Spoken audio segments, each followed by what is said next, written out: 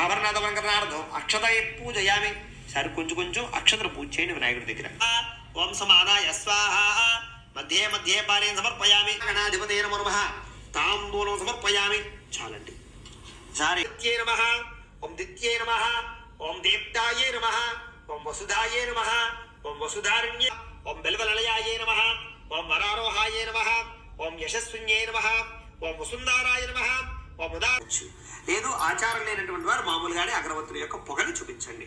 ఓం ఆపసృజన్ వ్రతం ఏదైనా ఉందా అని చెప్పి అడిగారట. అయితే పూర్వకాలంలో ఋషులందరూ కూడా చక్కగా ఎలాగైనా సరే ఈ ఈ చారుమతిని అనుగ్రహించాలి అనుకుంది అమ్మవారు. అనుకుని రాత్రి సమయంలో కలలో కనిపించింది. మా ఇంట్లో వరలక్ష్మి వ్రతం అయితే ఈసారి చాలా సింపుల్ అండ్ నీట్గా జరుపుకున్నాను. ప్రశాంతంగా పూజ చేసుకున్నాను. మార్నింగ్ ఈవినింగ్ అందరికీ తాంబూలం ఇచ్చాను. చాలా ప్రశాంతంగా అనిపించింది ఆ రోజు నాకైతే.